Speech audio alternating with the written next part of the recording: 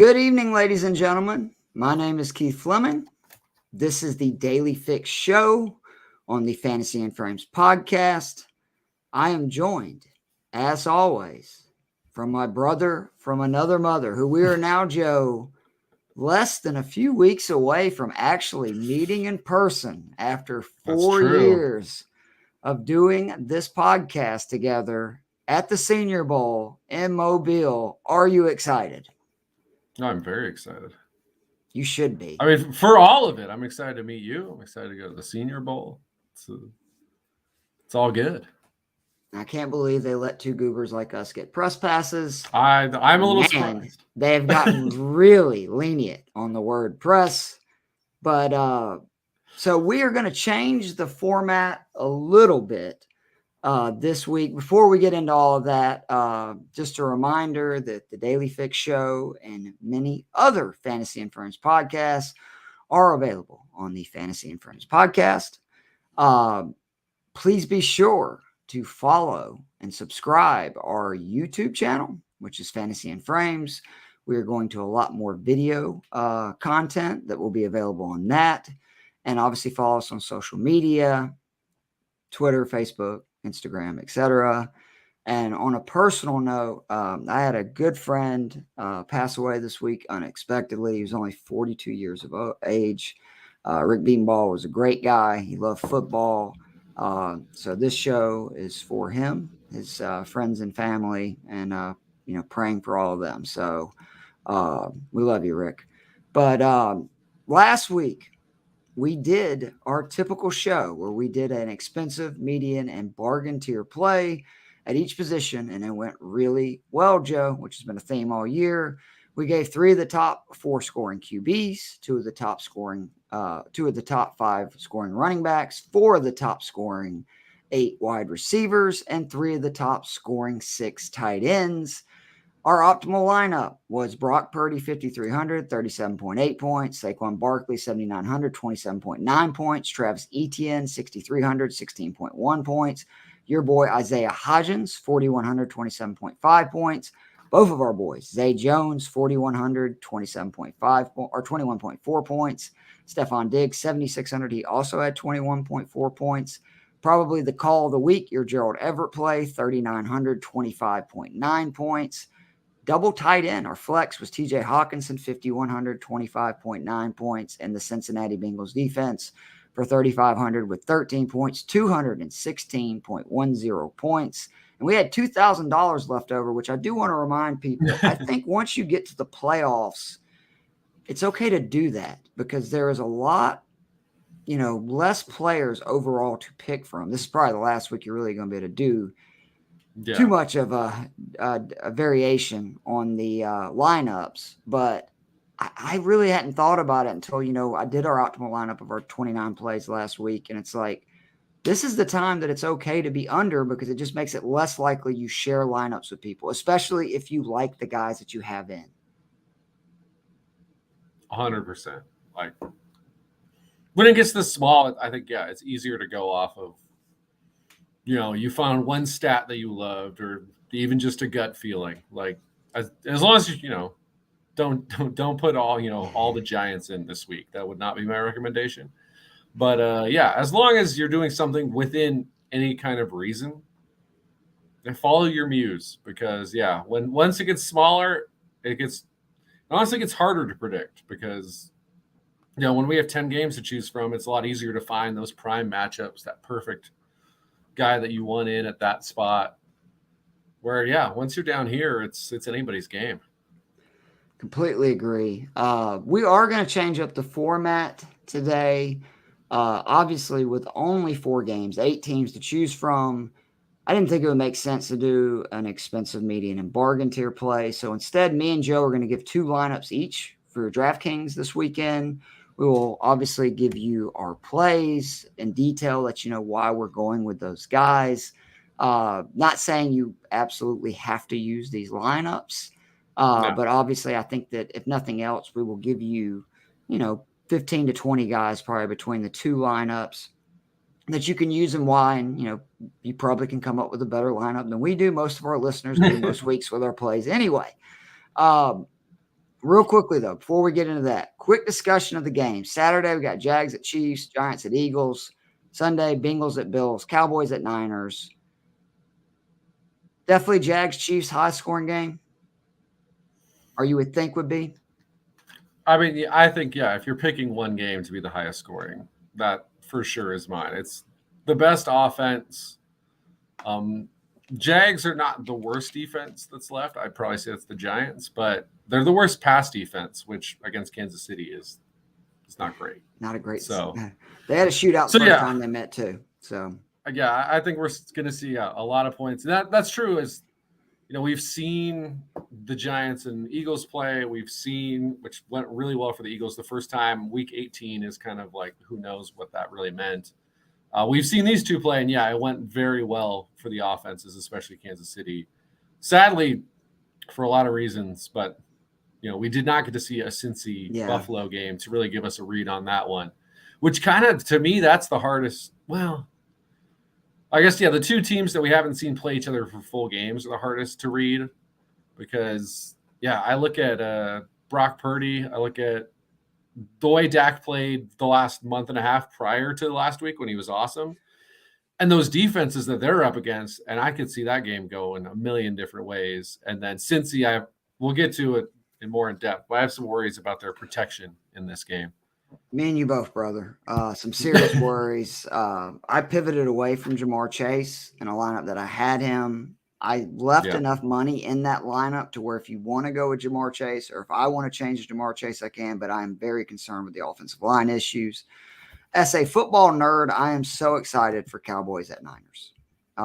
Growing up, every year it seemed to happen. Like in the 90s, it seemed like every year it was Cowboys Niners, and it was, the team that we thought was going to win the Super Bowl for about a 5-year period. So I'm excited about that. I just hope we get, some good games because, overall, I did not think the games were great last week. And it was a shame. Oh, really? Because, I thought Saturday was okay. I was surprised at how good the games were in general because, Seattle was in it for 3 quarters, which I'll tell you, the final score was bad, but you look through the 7-2 games that we've had over the years, and that one was more or less a classic in comparison. We had Pittsburgh, Kansas City last year, so that was a 7-2 game. So, boy did call the Jags comeback, though. How about that at halftime? Yeah, you did very well. You said it, and I didn't fight you on it. I was like, hey, they scored. They're only down 20 sounds weird. Well, I'll be honest. I think they fired the person most responsible for their struggles, but Staley, obviously, year 3 is a prove-it year for him.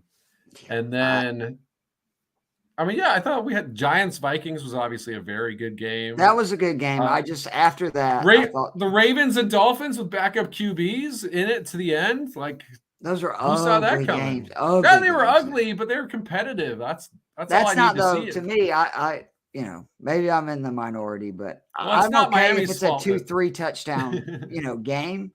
I would just rather it be like, offense. One of the offenses is humming, or they were just. I'm down after the Giants-Vikings game. They were sloppy.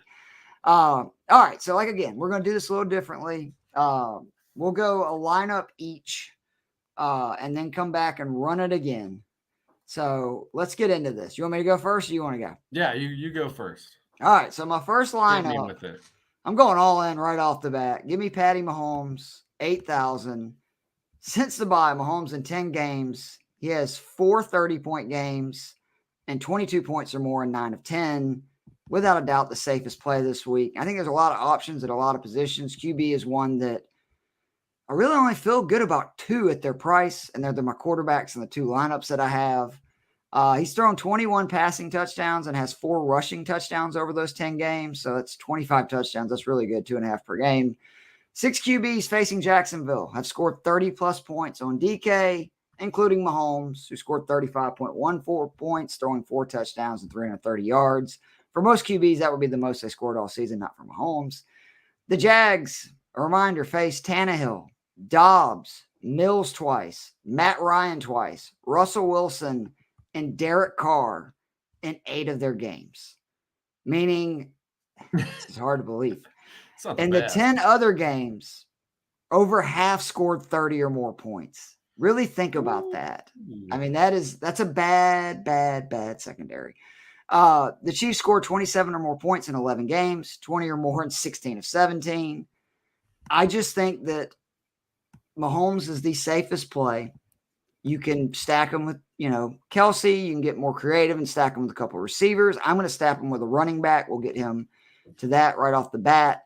And the reasoning behind that is I know I in my heart of hearts, I believe he's going to go off. I just don't know to who for sure. Kelsey's the best bet, and I'll get into that in the second lineup. But because of that, that's why I'm going with McKinnon as one of my running backs, 6,000. I am not crazy about the running back slate overall this week. 5 of the 8 teams are in the top 12 in rushing yards allowed. Dallas and the Giants are 20th and are 22nd, 24th. So that's not like dead last. You know what I mean? Not one of those teams that you just can run at will on. Right. And it's why McKinnon's in both my lineups. I think there's 2 players in both my lineups. McKinnon is one of them. His last 6 games, 5 targets per, 4+ receptions per, averaging 21.2 points on DK. He scored 11.8 points in the first matchup with Jacksonville, caught 6 passes on 8 targets. Jacksonville has given up 4 more receptions to running backs in 14 of their 18 games. 5 times one opposing running back has had 6 or more, including McKinnon. That's why I'm so bullish on him this week.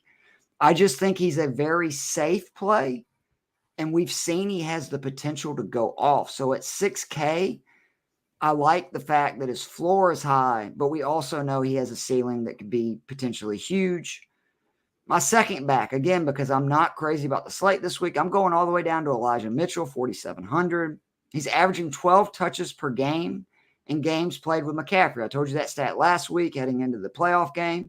He saw 11, so that we know that's kind of what he's going to get each week, is somewhere in that 10 to 12 touch range. He scored 9.8 points or more in 3 of the 5 games with McCaffrey. This is the big thing to me and why I like him so much this week. He's seen the same number of red zone touches in the 5 games with McCaffrey as McCaffrey has. They both have seen 15 red zone touches. He's averaging 55 yards per and 8.7 points per game. So I think he's a great value at this price. I know a lot of people are going to be on McCaffrey. I get that. But McCaffrey's numbers with Mitchell and without are significant. I mean, he's averaging like almost 90 yards per on the ground. Without Mitchell, it's closer to 60 with. So I'm going to take the other end of that, the cheaper, hope he scores a touchdown base, what I'm rooting for. Receivers, give me Isaiah Hodgins, 4,900. Hey. Last 6 games, number 1 receiver.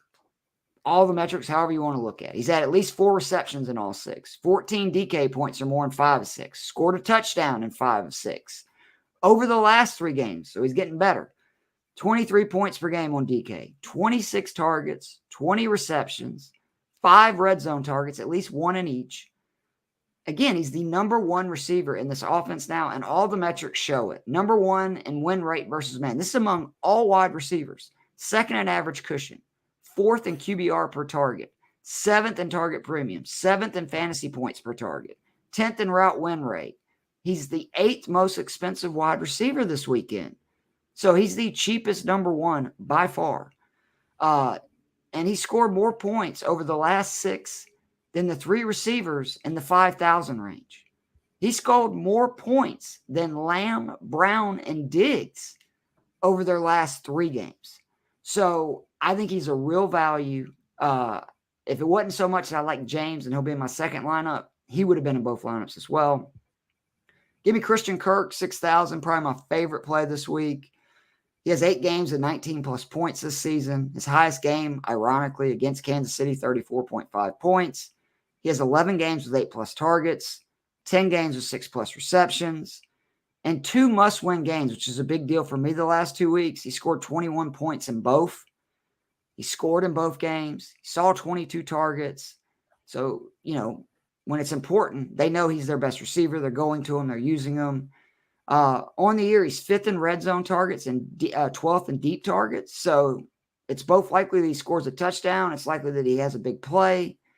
And he's facing a Chiefs team that is just dreadful versus wide receivers. 6 wide receivers have scored 30 points or more on DK versus them. The Chiefs in their last 16 games, Joe, 12 of 16 games, at least one receiver had 7 or more receptions. 7 of 16 games, one receiver had 8 or more receptions. In 6 games, receivers went over 100 yards. 5 different receivers had multi-touchdown games. 3 of those 16 games where they did not give up 7 receptions, didn't give up 100 yards, didn't give up multi-touchdowns. Again, go back and look. Malik Willis, Bryce Perkins, and Davis Mills. So now we're basically talking 12 of 13 games. They had either a reception, 7 or more receptions.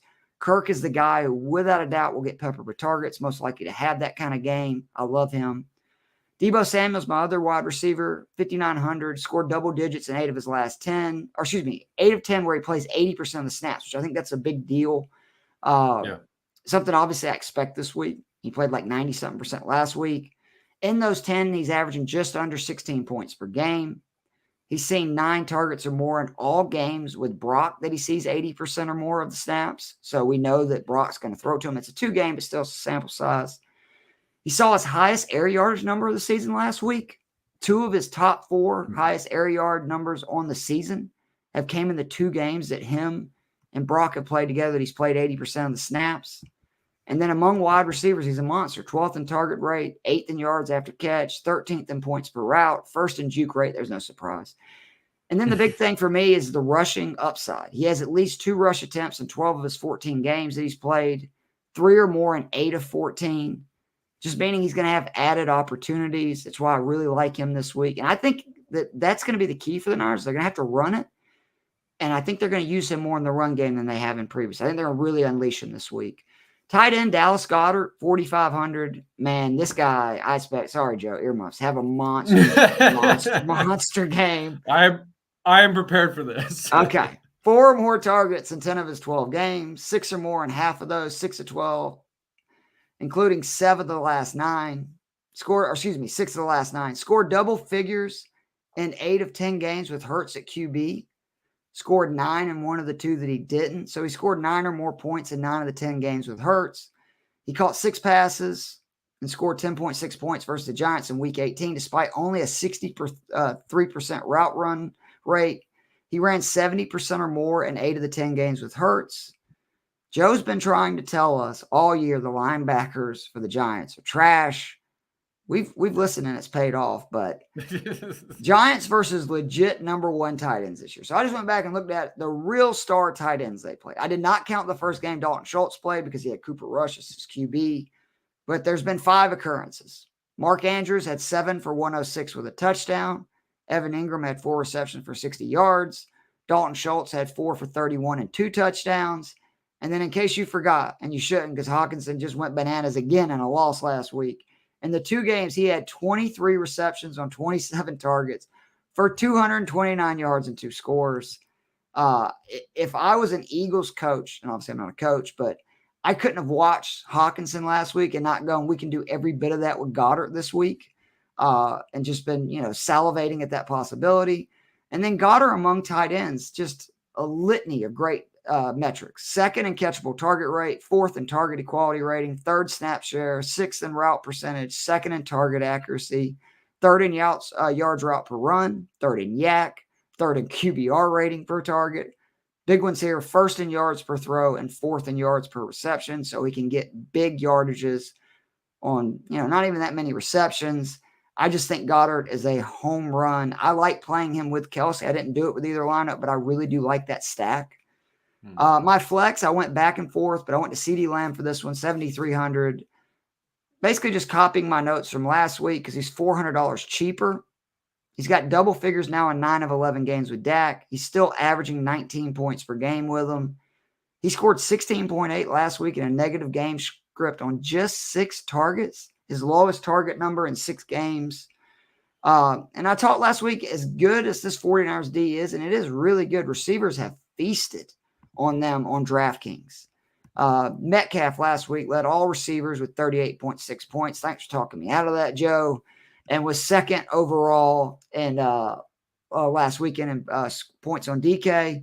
In their last 7 games, 8 receivers have had 16 points or more versus the Niners. 4 have scored 32 points or more. 10 receivers have scored 20 points or more on DK versus the Niners, which is really crazy when you think about it.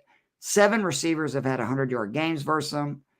And Lamb has 20 plus targets, 100 yards receiving in 5 of his 11 games with Dak. I don't see too many scripts where Lamb doesn't get peppered with targets. I don't think the Cowboys are going to be able to consistently run on the Niners. I do think the Niners are going to move the ball on the Cowboys. I think that's very good for Lamb. And then the defense, I had to drop down because I went with Lamb, but I'm going the Bengals 2,400, 8 or more points in 5 straight, multiple sacks in 8 of 11, 13 turnovers forced in their last 6, allowed 24 points or less in 7 and 8. They played the Chiefs. They played some good teams in that stretch. And let's be honest, they need their defense to win. With the state of their offensive line, they need their defense to carry them. And the Bills have been turning it over 3 or more times in their last 3 games. They've allowed 22 sacks in their last 8. I think this is the game most likely to be sloppy and could turn into a defensive battle. But honestly, it was more just about the price point I was at. Again, don't, try to finagle to get your defense in there. That's crazy. Just pick the best defense you have in that price range. That was the Bengals. That's my first lineup. Real quickly, just to go over it again. Brock Purdy at my QB. The running backs are Jarrett McKinnon, Elijah Mitchell, Hodgins, Christian Kirk, and Samuel are my receivers. Dallas Goedert, tight end. CeeDee Lamb, my flex. And then the Cincinnati Bengals as my defense. All right, so we're gonna have some similarities in this one. I like that though, Joe.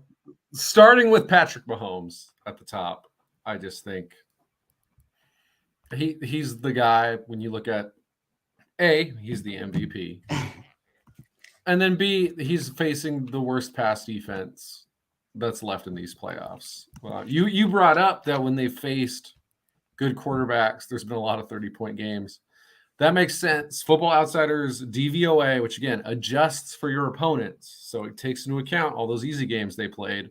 Again, they play in the AFC South, so that's not a murderer's as easy as it gets. They finished 30th in pass defense DVOA. The only 2 teams that were worse were the Raiders and the Bears. So yes, they actually finished 0.1% behind your Atlanta Falcons. Ouch. That's how bad they were. The next worst defense left in the playoffs, just on a pass DVOA, is the Giants. The Giants are at 9.2%, and for defense, the higher the number, the worse. The Jags are at 19.7%. So that's twice as bad as the Giants. So yeah, this is pretty easily the worst pass defense left. It's Patrick Mahomes. The nice little bonus too, the Jags are 30th in rushing yards allowed to quarterbacks this season. I didn't think about that. At 26.7 yards per game. In Patrick Mahomes' playoff career, which now spans 11 starts, he has averaged nearly 30 yards rushing, and in those 11 starts, 5 rushing touchdowns. So almost every other game he's still averaging over 300 yards in the playoffs too. Because I know for going into last year, I know he was. Let's see. He is, just above 300 yards on average for his career. So, on average, he gets you the 300-yard bonus. And again, against the easiest matchup anyone has this week. And then he's more aggressive running the football, especially near the end zone, than he is the regular season, which makes sense. You're more willing to put your body on the line against a team that gives up a lot of rushing yards to QBs. So, it's not complicated. Patrick Mahomes is the safest play. I'm trying to, I guess you could argue maybe Josh Allen has the higher ceiling because you can imagine that becoming some kind of wild shootout. But also when the Jags didn't turn it over, they were moving the ball like crazy last week. The problem was just when he threw all those picks in the first half. And they moved on the Chiefs last time they played. Yeah, so if he avoids those picks, Lawrence, then Mahomes is an even better chance to go completely off. So, yeah, I love that one. I am with you on the all-in on Jarrett McKinnon play. He is in both of my lineups as well. I just think, this is a guy who was their main back last year in the playoffs because they realized, hey, he's better than Clyde Edwards-Helaire. That's obviously remained true. It took him a while this season to figure that out. Edwards-Helaire basically doesn't exist anymore in this offense. But, yeah, he's still the main guy. Obviously, we've seen the crazy touchdown numbers over the last couple of months. He's a monster receiving. And, the Jags, not so great. at defending running backs. This game actually reminds me a little bit of that Seattle game where I said, Seattle's defense playing kind of well lately, but they're really bad against running backs and tight ends. Per Outsiders numbers, the Jags have given up 49 yards receiving to running backs on average this year. That is dead last in the NFL. So that's a nice little number. And then you throw in PFF's offensive line, defensive line ratings. They have Kansas City at plus 14% in the run game. The Eagles against the Giants are the only other team that's even has a positive percentage. And they also, according to PFF, have the biggest offensive line advantage in pass blocking situations. So they have the second best advantage in run blocking, tops and pass. All of that helps McKinnon because he's doing both of those. So, and the beauty, again, with McKinnon is if this is a shocking game, like let's say it's like Houston when they played Kansas City, 3 years ago, and Kansas City's down 24. Yeah. And then it's like, all right, well, Jerick McKinnon's going to stay on the field because he's a killer receiving back. And if they're winning the whole game, he's still going to – every single playoff game last year, he had 10 carries. He had at least 15 touches in all 3 playoff games. So I think he's foolproof for this game in, a very plus matchup. The next guy might be a surprise to people who are not Eagles fans or not Giants fans. But if you're someone who's watched the Eagles play the Giants the last few years, you may well know that Boston Scott, I just realized I've been forgetting to say the prices, but Boston Scott down here at 4,300 is my play. He is the Giant killer. Wow. This is a guy who in his career against the Giants, he has played 8 games. He has scored a touchdown in all 8 games. Whoa. So he has 10 He wasn't touchdowns. there for the first matchup, right? This year? Or did he score in that one too? Yeah. His 2 games this year on DK where he has topped 10 points are week 14 against the Giants and week 18 against the Giants. He has scored 10 touchdowns in his career against the Giants. In his career, he has 17 touchdowns total. Unbelievable. Now, he's not obviously a guy he's not a guy who gets, heavy usage all the time, but he's played in 60 games. So in 52 against the rest of the NFL, he has 7 touchdowns. And then against the Giants in 8 games, he has 10. Holy smokes. So listen, I saw, someone brought this up in a group I'm in on Facebook, and they mentioned he's plus 390 wherever they were looking at to score a touchdown, which, take that bet. But the reality is, yes, there's a reason he's 4,300. There's a reason that he's still plus 390 to score. It's because if you look at his average game, he doesn't usually score a touchdown. He doesn't see a ton of carries or receptions because, again, you have Miles Sanders, then you have Gainwell. But if it's a Giants game and it's an Eagles game, I've seen enough. I'm willing to take the shot. 4,300, Boston Scott. Wide receiver actually went kind of surprisingly, I guess, cheap, or more maybe mid-tier is more accurate. I'm with you on the Christian Kirk one. This is a guy who's coming off back-to-back 20-point games. I think there's no way Trevor Lawrence doesn't have 40-plus dropbacks in this game. And if I got a stat for you with Zay Jones then when we get to him on the next lineup if he drops back 40 times. Because that was the number. Because, makes you feel good. Again, I think Kansas City's scoring – they scored 27 in the first game against the Jags. I think that's the minimum amount they get in this game. Yep. So if Trevor Lawrence is dropping back that much, I'm betting on Christian Kirk. Against a Kansas City team that, is actually a reasonable defense, but because they face so many pass attempts, that's why this team is 26th on DK against wide receivers. So similar to the Niners, right? When you say, kind of similar to the Niners, where that's where you end up. It is a little bit similar. Yeah. Yeah, because if you're down, you have to pass. So, I just think it really is a simple volume game there. And Christian Kirk, he just keeps justifying that contract we all laughed at. I did. You were the one. You believed. I did not. I thought it was crazy, but it shows what I know.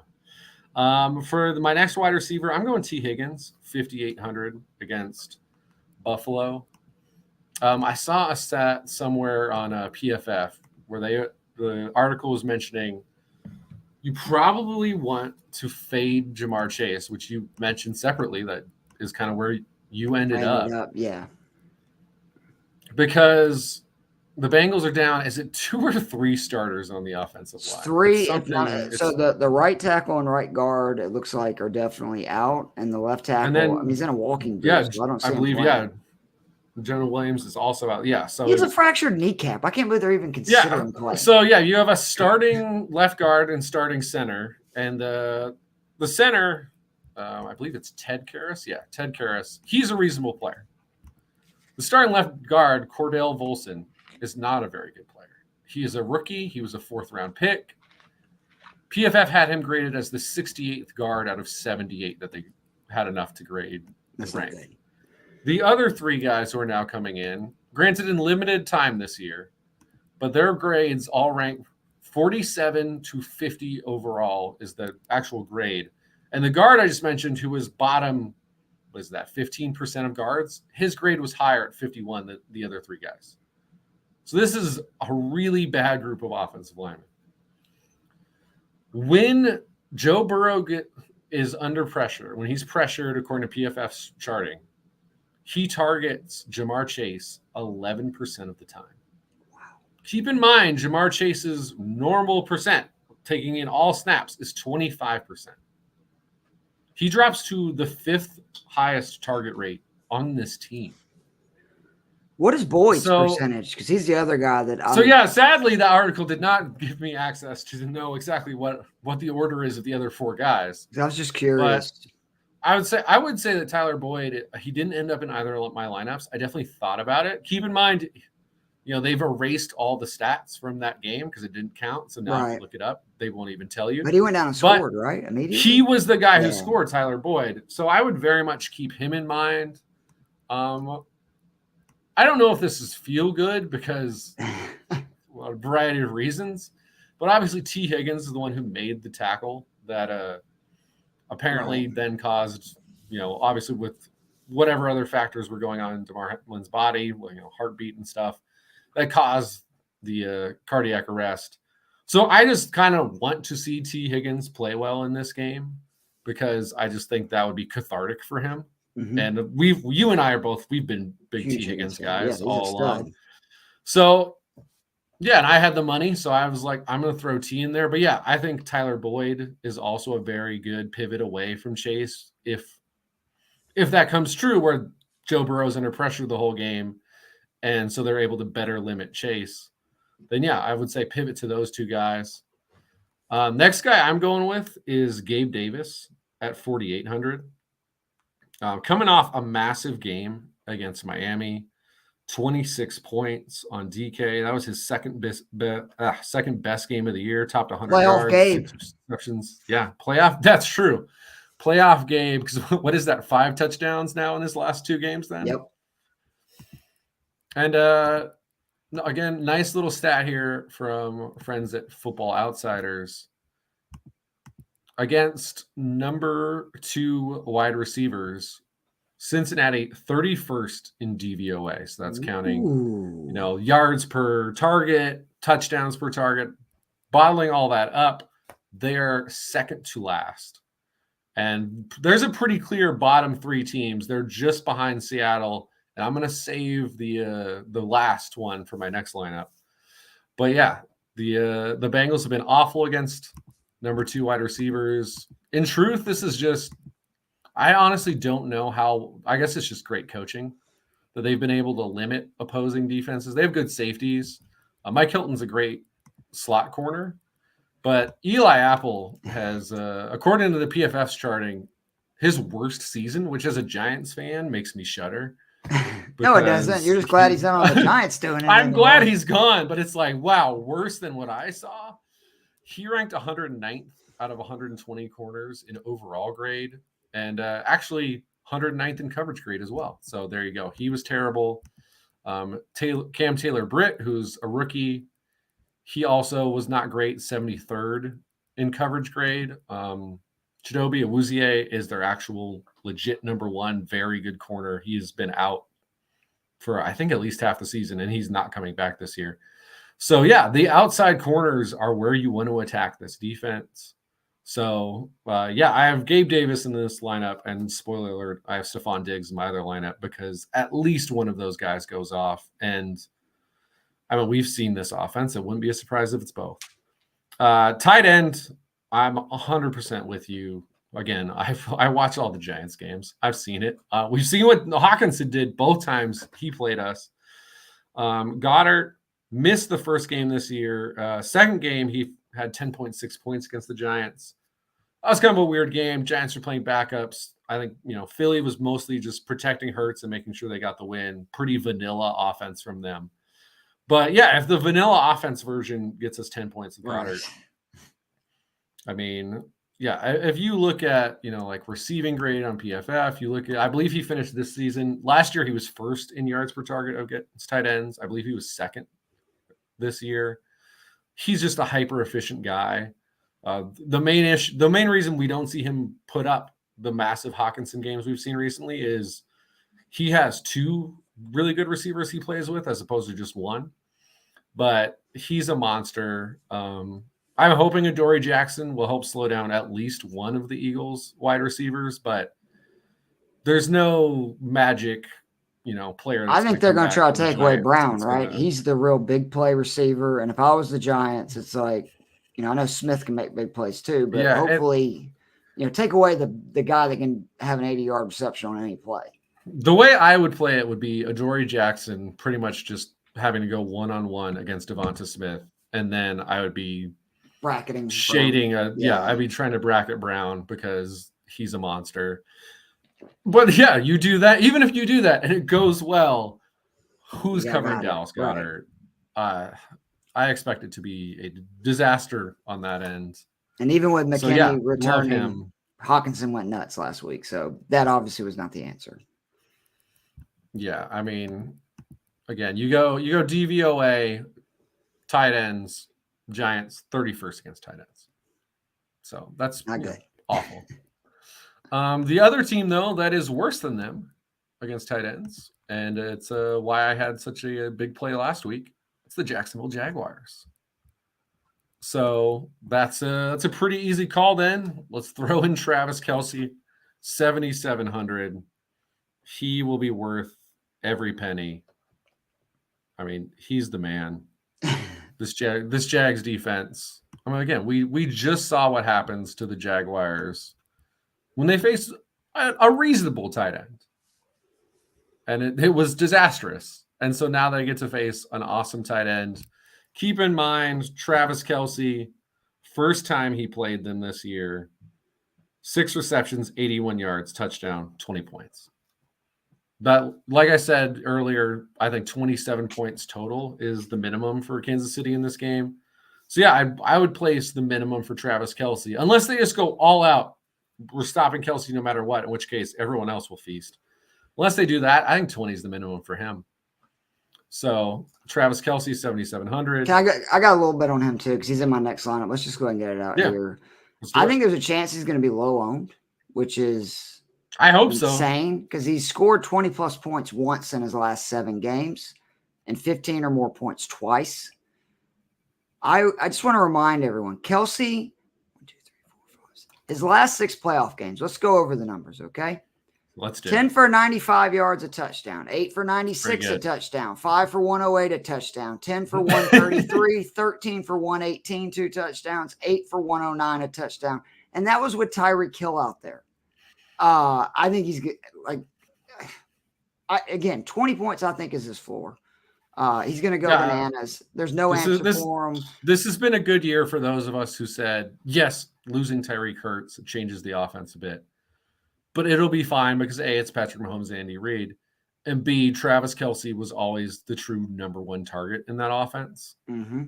And Reid coming off a bye too, right, Joe? Meaning that even if the Jags, say they have all these plans trying to take Kelce away, Reid is so good with that extra week to prepare. He's going to have plays designed up to full. I guarantee you. Yeah, I don't know the updated Andy Reid coming off of a bye thing. I think he did eventually lose a regular season game off of a bye because he started like 12-0 or something. But yeah, Andy Reid, a Hall of Fame coach, turns out giving him an extra week is not great good, for you. right? So yeah, I love that one. And then I've got the Bills 2,900 as my defense. I mean, it's simple. This is a team that got 44 sacks. They're facing a team that is starting 3 backup linemen. And Joe Burrow, who, God love him, I certainly do. He's a guy who has a propensity to take sacks. I mean, he took 10 sacks in a playoff game last year, which they won. So, yeah, I mean, that would maybe is my dream, considering I'll tell you, I have the Bills as my defense in both lineups. My dream scenario is they sack Joe Burrow 10 times, get a bunch of points, and as someone dating someone from Ohio, I am rooting for Cincinnati to win the game. Joe, I want to go to the Kansas City Buffalo game. What the hell, bro? That's true. That would be very nice for you. But I'm rooting for it to be ruined. I'm sorry. What a jerk. I'm sorry, Buffalo. I'm rooting for whoever wins love, this game. So I'll allow it, Joe. Yeah. Whoever wins this game, I hope they get to the Super Bowl. Bengals, Bills. And assuming my Giants don't pull off a miracle, I hope the winner of Bills-Bengals wins the Super Bowl. So God bless you too, Buffalo. I hope you do great on defense, but I do hope you lose this game. But yeah, to recap, Patrick Mahomes, $8,000. Jerick McKinnon, $6,000. Boston Scott, $4,300, the giant killer. Christian Kirk, $6,000. T. Higgins, $58,000. Gabe Davis, $48,000. Dallas Goedert, another Giants killer, $4,500. Travis Kelce, $7,700. And the Buffalo Bills, $2,900. And I just want to see real quick. Yeah, just a reminder, last time I went all in on the Mahomes, McKinnon, Kelsey lineup. I believe they combined for just under 60 points. And I will be surprised if this isn't higher, because that was in a game where Seattle's offense didn't show up. And those guys combined for almost 60 points. I think in a game where Trevor Lawrence and the Jags show up, we're north of 70. Let's just say that, north of 70. I love it. And just to add to that, because I'm about to have a lineup with the same stack, in their first matchup, Kelsey and McKinnon had 12 receptions. The 5 Chiefs receivers, they combined for 12. So there you go. Exactly. I think you're on to something there, Joe. My second lineup, I said that if you weren't going with Mahomes, I really think, again, I should have gone back and looked at his stats with how ridiculous Kelsey's are over the last 8 playoff games. But Brock Purdy to me is the other option. 5,400. Joe Matz continues to shine. Your boy does. I mean, it's just, I'm done arguing it. I really am at this point. Yeah, I think I've officially adopted him. He's my Shanahan. son. I mean, he just looks like he is made for these moments. He's got 15 points or more in all 7 games that he's played in, scored 17 or more in 5 of the last 6. He had 16.5 in the other. He threw 2 touchdowns in the first 5 games he played. He's now thrown 3 in the last 2. And this is a Cowboys D, just a reminder. In their last 5 games, you had Brady score 26.04 points. Obviously, the game script was great. You had Lawrence score 31.82 points. You know, Lawrence was great in that game. But don't forget that Sam Howell scored 19.26 points and Gardner Minshew scored 28.7 points. Both backups. Both are not coached by somebody that's good at Shanahan and bringing out the best in their, QBs. Purdy's last 3 games, averaging 254 air yards per game, averaging 264 passing yards per game, 8 touchdowns to 1 interception, and teams are not figuring him out. I kept thinking as they got more game film and everything that would change. That's not the case, and DK continues to make him a crazy bargain. He has been 5,100 to 5,700 every week, which Joe brought up, I believe, 2 or 3 weeks ago. So if they're not going to move him, I think he's a great play. Obviously, I'm going to stack him. We'll get to that in a second. Again, I got McKinnon. I discussed earlier why I just think he's the safest play this week. You went with Boston Scott. I went with Miles Sanders in this lineup, 5,700. I'll admit this is a scary play, and I could pivot to Cook or Singletary potentially, but I don't think I will. He's only scored 19.4 points over his last 4 games. I get that, but the big thing, he's seen at least 11 rush attempts in all of those games. 3 or 4 without Jalen Hurts, which I think it's much easier for him to run with Hurts obviously on the field to take away, the defense has to worry about Hurts. And he had 14 red zone attempts in that span. So if he's getting that many carries in the red zone, we just need a touchdown at this price range, and he's a good play. Facing a Giants team he gashed in their first matchup, 155 yards, 17 carries, 28.3 points. I'm going to go with Sanders because he's the only featured back in this price range. Pacheco, Elliott, both Buffalo backs. They're in true timeshares to where Sanders, I do really like that Boston Scott thing, though, and I am going to put that in a lineup.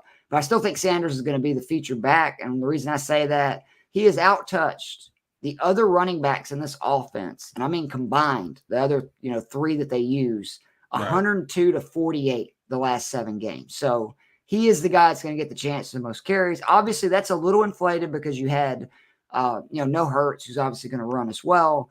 But I still think he is. And then among running backs, he's 8th in carries, 4th in red zone touches, 5th in rushing yards, 9th in touchdowns, 3rd in shotgun rush attempts, which I think we both can agree the Eagles are going to be in shotgun a lot in this game. And on a team that's 1st in game script and 3rd in rush attempts per games. All right, receivers, Richie James, 3,900. 3 or more receptions in 8 straight, 7 points or more on DK in 7 of 8, double figures and 5 of 8, 17 points or more in 3 of 5. Both him and Hodgins have sort of swapped with Slayton to where Hodgins is now the number 1 receiver and Richie James is the second guy I want in this offense. But you could argue for this week, Richie James may be number 1 because this is a D that they do not do well against receivers in the slot. He is 9th among wide receivers and snaps from the slot, 6th in QBR per target, 13th in win rate versus man. When I say the Eagles are bad against slot receivers, they've given up 231 receptions on 351 targets to receivers out of the slot for almost 14 yards per reception and 22 touchdowns, the 3rd most in the league. James, no coincidence, in his only game versus the Eagles, had his 2nd highest scoring game on DK, 19.1 points, with his 2nd most targets, 9, and tied for his most receptions, 7. So, huge matchup for him this week. And I think, again, go ahead. I was going to say, the one thing that does worry me a little bit, I still like him more than the other Giants receivers because we all know Darius Slay, James Bradbury are not messing around on the outside. Right. But they did get Chauncey Gardner-Johnson back. I can't remember if he played in the Week 18 game against the Giants, but he did play last week. Or I guess he didn't play last week because they were on a bye. But I know he is back in the lineup now. And so he's kind of – I think he did play against the Giants now I'm thinking about it. But he's a safety kind of nickel hybrid guy. And so he's retaken that slot cornerback role. So they have improved in that spot compared to what they had for much of the season when he was hurt. But I still think the Giants are going to have to throw because we're going to be losing this game. And, yeah, I don't think this is a good Bellinger game. They're good against tight ends. He might even just have to stay in the block. And, yeah, the outside guys, I mean, they're going to have to try and win some one-on-one battles with some elite corners. So, yeah, I still like that play the most of the Giants receivers. Even more than Hodgins. Just a little bit more. I like Hodgins more as a wide receiver than I do Richie James. No. I just meant for this week, yeah. But yeah, but just for this matchup, just because I think Slay Bradbury, that's tough. I think Chauncey Gardner-Johnson's pretty good actually, but he's still a guy who's working his way back from an injury versus the 2 outside guys. But yeah, I don't know that it'll be quite as easy as we would have normally hoped based on some of the numbers. I do think, though, the Giants are going to surprise people. I've been telling people all year. Daniel Jones is playing great. And when he can run the way he can right now, teams have to respect that. And that's why I think he's going to have another – I think this is going to be a high-scoring, like, back-and-forth game, 27-21, 27-24. I would love that. All right, wide receiver number 2, Zay Jones, 4,700, 20 or more points in 4 of his last 8. Has seen double-digit targets in 4 of his last 9. Including the first game versus the Chiefs, where he scored 14.8 points. Multiple red zone targets in 4-7. That's huge. But, I always talk about looking further into the numbers. He scored double digits in 5 of his last 6 games that have not been a blowout. The Texans and Jets games, the Jags controlled throughout. The Detroit game was a blowout the other way. So I didn't even count the Texans and Jets game. I did count the Lions because that was obviously a positive pass game script because they were down so much. Yeah. So really, like I said, 5 of 6. He's really doing well. He's played 90% or more of the snaps in 9 of his last 13, including the last 2 must-win games. So I think that's kind of what his snap count is going to be this week. In those games for the season, he's averaging 18.6 points per game on DraftKings. So that's a big deal. And I think he's a boomer bust play this week, but I expect the Jags to be down and throwing a lot. In the last 4 games, Lawrence has thrown it 40 times. Do you know how many points Zay Jones is averaging per game? I'll say like 22. 23.2. You're a smart man, Joe. 23.2 points. So if Joe Matz is correct, and I do think he is correct, that they're going to throw it 40 times, look for Zay Jones. The least points he scored in any of those games was 14.8. Deebo Samuel is my third receiver. Again, I discussed him earlier. I think he's a huge play this week. What I like about Deebo is even if Dallas gets pressure, we've seen he doesn't need the ball to be thrown way down the field to make plays. He's going to get rush attempts. I just think 5,900, he is a great bargain.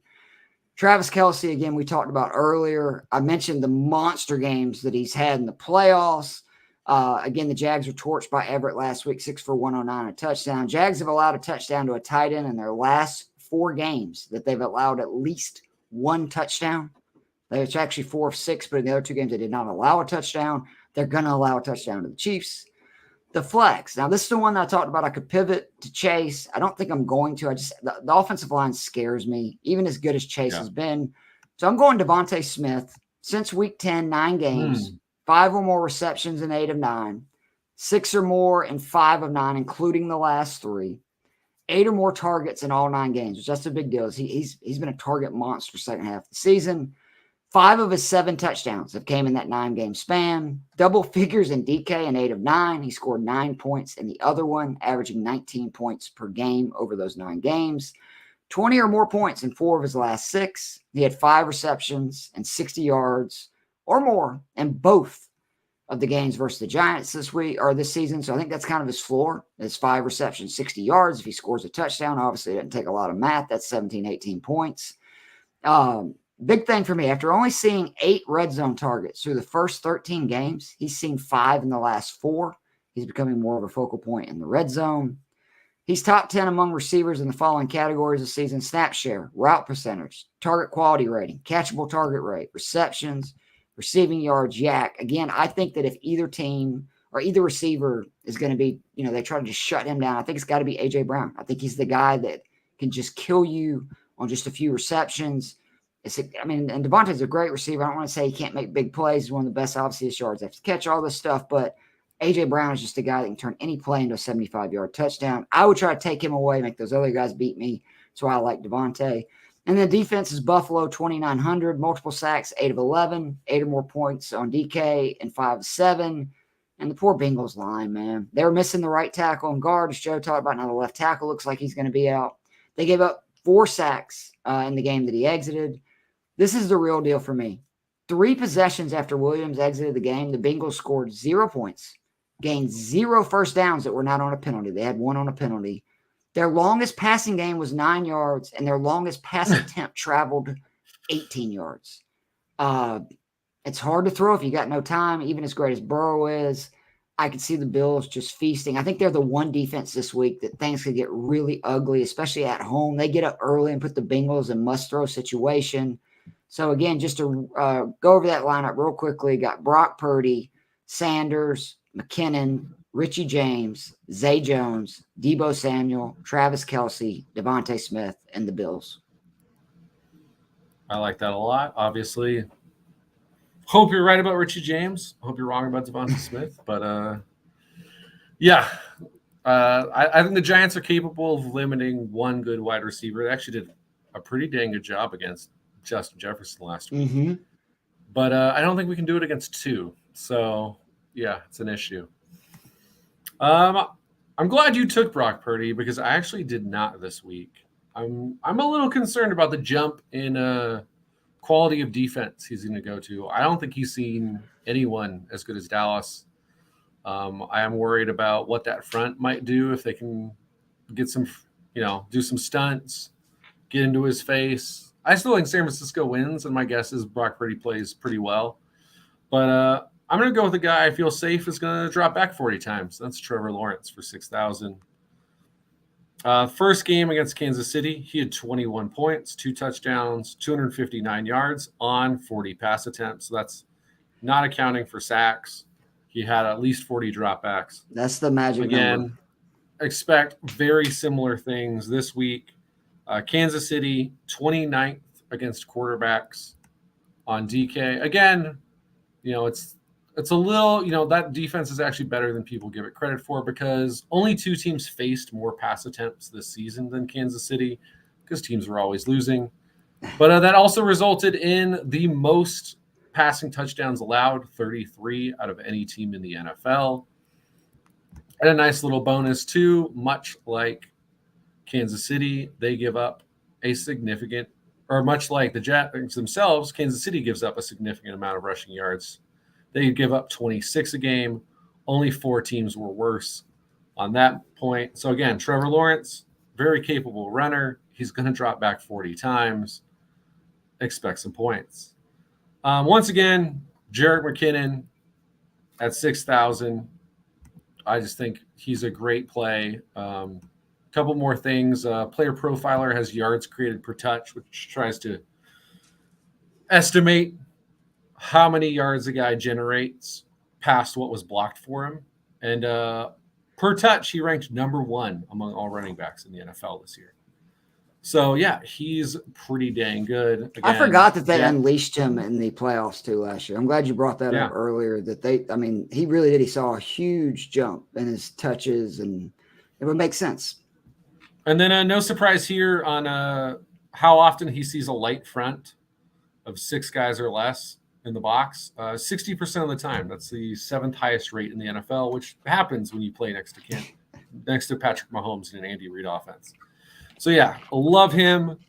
I am also going with you on Miles Sanders at 5,700. I think you should have whatever you're doing, whether you're going cheap and you want to go Scott or Gainwell, or still reasonably cheap at 5,700. Miles Sanders, you should have a Philadelphia Eagle running back in your lineups because I mentioned earlier, easily the worst pass defense was the Jags.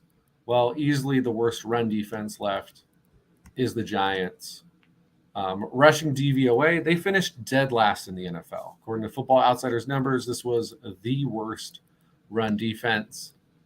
And now that does account for quarterback runs as well. But when we go to just running backs, Giants were 30th in adjusted line yards, which just tries to go from what offensive and defensive lines were doing. And yards per carry, they were 31st. Only the Chargers were worse.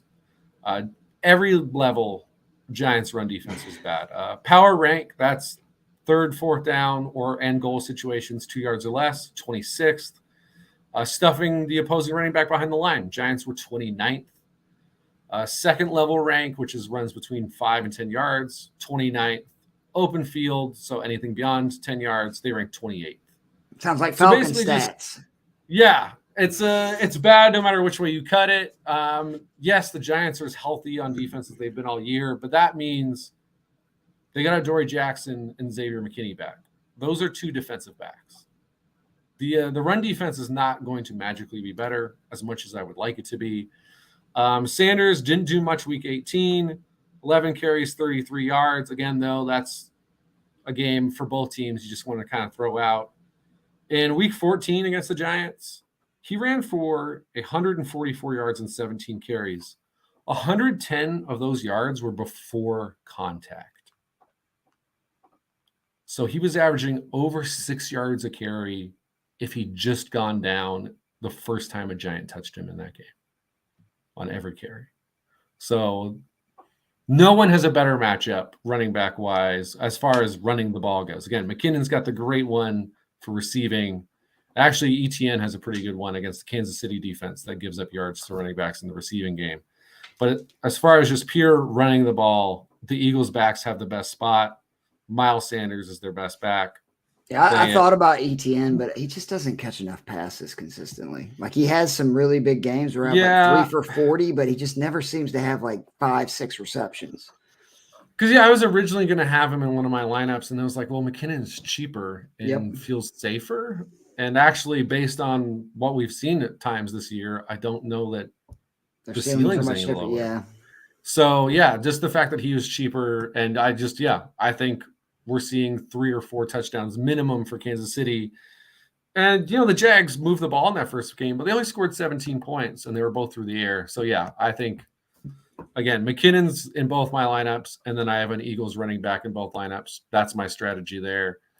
Wide receiver Stephon Diggs, 7,700. I don't know. He's the man. I think he's honestly almost become underrated looking at like all pro stuff and things like that. Last 2 games, he's played 7 receptions, over 100 yards in both of them. 5th in the NFL in targets, 6th in target rate, 4th in the NFL in red zone targets with 23. 6th in air yards, and that's an important one because the Bengals are dead last in average depth of target. So teams are throwing deeper against the Bengals than anyone else. That's because they've played a lot of cover 1 this year. So they're only usually having the 1 deep safety. I wouldn't be shocked if they switch that up because they have a good defensive coordinator who's been known to kind of switch up strategies. For the Bengals' sake, I hope he does because otherwise, like I said, Stephon Diggs, Gabe Davis, if you only have 1 deep safety, Josh Allen's going to chuck it. They're going to try to minimize this game. I really do. I think they're going to try to make the Bills have long drives, keep everything in front of Allen's, known to turn it over, and then try to keep the ball away from the Bills. That's why, I really think the Bills could end up having a huge game. Notice I didn't really have any Bills in my lineups. It's because I do worry about, if the Bengals are successful and Burrow's as good as there is when he wants to, getting rid of the ball quickly. Right. That ends up being, a really quick game in the sense that they're just trying to run out clock. A lot like they won their playoff games last year, minus the Kansas City one. Yeah. I could definitely see that happening.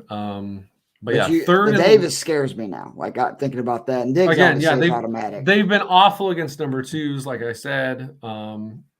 Diggs third in the league in yards per route run among wide receivers. PFF's matchup advantage. They only gave out 2 excellent advantages this week, which makes sense because you're facing better defenses now. Right. Diggs was one of them. The other was A.J. Brown, who scored a perfect 100. Oh, nice. So, yeah. Got that to look forward to, Joe. Yeah. Again, I expect we see a good Goddard game. We see at least 1 running back do very well against the Giants, and probably one of the wide receivers, potentially both. I think in the first game, they both scored like 17. So it could be like that. I just feel like Diggs is more likely to end up in a shootout. And yeah, I just think he's more of a focal point because the Eagles do spread it around. Hurts could end up running for 2 touchdowns. Sanders could. Boston Scott will, again, probably score a touchdown because he's playing the Giants. Whereas the Bills, it's the Stephon Diggs show. And when it's not, it's the Gabe Davis show.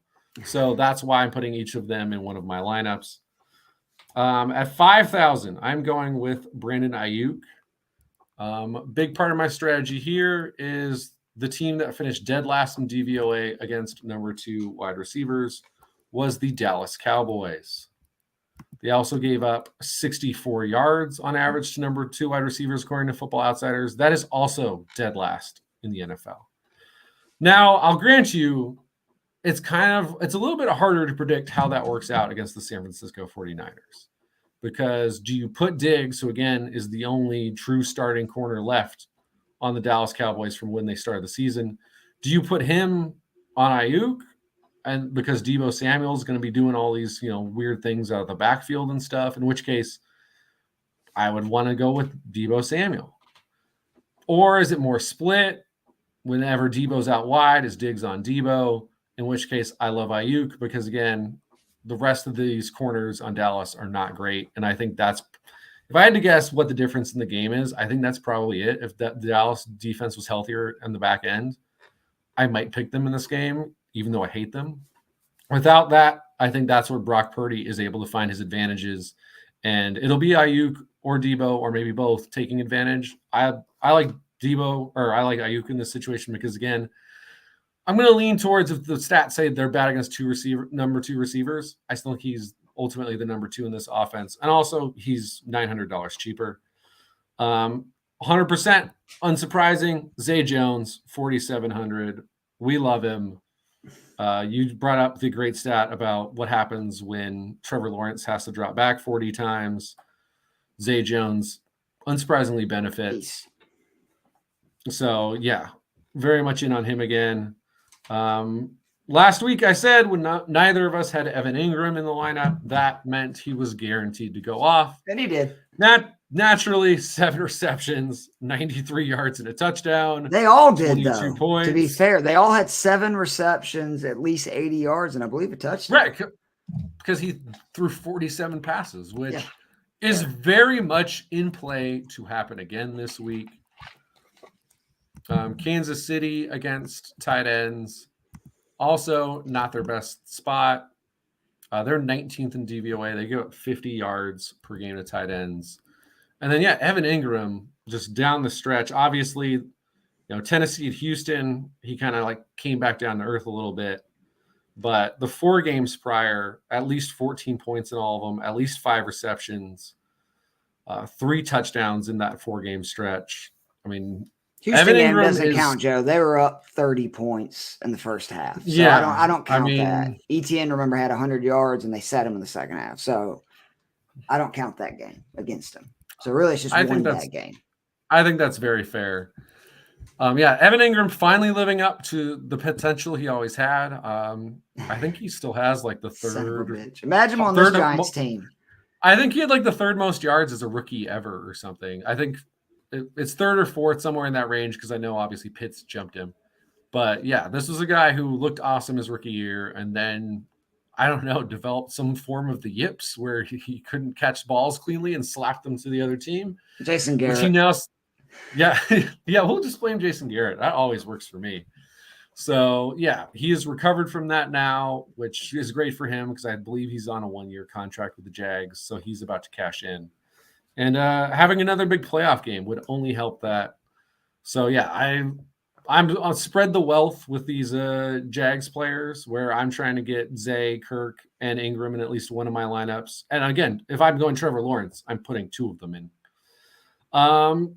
I'm not fucking around with it. Travis Kelce is my flex again, 7,700, because if I have Patrick Mahomes in my lineup, I'm putting Travis Kelce in. And if I have Trevor Lawrence in my lineup because I think the Jags are going to score points, I'm putting Travis Kelce in. I think he's the guy this week. Like, I look at all the high-end guys. Again, I love the Diggs matchup, but maybe it's a little bit more Gabe Davis. I like Christian McCaffrey. I think he has the skill set to take advantage of this Dallas defense. But you made a good point that with Elijah Mitchell, it becomes a little more balanced. A Jamar Chase, he's been dominating the target share recently. He could go off again. You don't usually want to doubt him, but when I think about all the pressure Burrow's under, I'm kind of scared off. I look at A.J. Brown. She could absolutely dominate the Giants, but so could Devonta Smith. So could Miles Sanders. So could. Don't you think Lamb, though, is a guy that should be considered for the guy, that high-priced guy that's most likely to go off with the Niners' issues? I mean, we saw what Metcalf did to him last week. Yeah, I definitely think there's an argument for that. My comeback would just be the Niners are a way better defense than the Jacksonville Jaguars.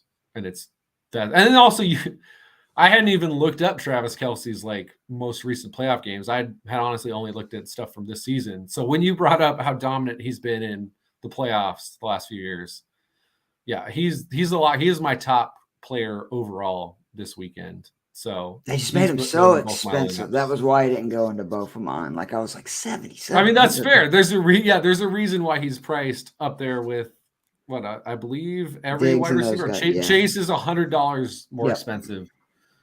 Otherwise, he's right there with all of them, which is where he should be. And then once again, that left me with didn't even really plan it that way, but the Bills 2,900 because again, when you look at all of these defenses, you can talk yourself into the Niners. This might be the best defense. They're facing Dak Prescott, who was awesome last week, but had thrown a pick in like 8 straight games before that. But again, he looked awesome last week. The Eagles, I like that, but Daniel Jones is playing the best football of his life. Kansas City against the Jags, obviously, hey, Trevor Lawrence just threw a million picks last week, but I believe in Trevor Lawrence enough not to think he makes a bunch of the same mistakes. And then Dallas, San Francisco, yeah, maybe this is the game that Purdy turns into a pumpkin. But again, one healthy, good corner, I don't think it is. So yeah, give me the Bills, who are 9.2 points per game. That's 0.1 more than the Eagles, 0.1 less than the Niners, the two most expensive defenses. And they're playing a team without an offensive line, basically. So as much as I love Joe Burrow and I'm rooting for him, I mean, 4 sacks feels like the minimum, and it's probably more. So in a week that I kind of think is going to be high scoring again, I think we're going to see similar stuff to last week. That's a defense where I think you just have that guaranteed number of sacks that's coming. I like that. Did we mess up not including Saquon? Because I do worry. I hope so. He's the kind of guy that he can run on anybody. He's proven that this year. There's been some really tough matchups. He's had great games. Another big thing is just I think that you could see them. The Eagles have been exploited in the passing game by running backs, and I could see him having like 7 to 10 receptions. Same deal for McCaffrey, which is the other reason why I worry about McCaffrey is, do they have that monster receiving game? Right. To go on with, getting most of the touches in the red zone and stuff. And I will say that Philadelphia, obviously you talked about the slot earlier as kind of the one chink in the armor as far as pass defense goes. Right. Hasn't been the best run defense. Well, I mean, which is in part by design, because this is a team that has a high-powered offense. They've designed it to stop the pass of the opposition because that's usually to their advantage. But yeah, I mean, adjusted line yards, 4.5. That's 22nd in the NFL. In power rank, so in situations where it's obvious run situations to convert first downs or into the end zone, they're dead last.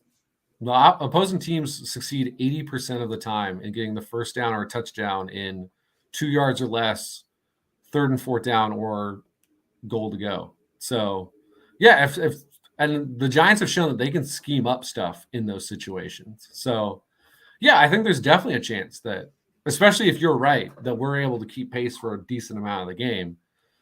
I would expect Saquon to be in that 20-plus range then, but that game's harder to read if you're guessing what the Giants do. Because the Giants could score 10 points, we could score 27 points again, and neither would surprise me. So I just feel safer going cheaper with, again, I love McKinnon. We both love McKinnon. He's in all 4 of our lineups that we just went over.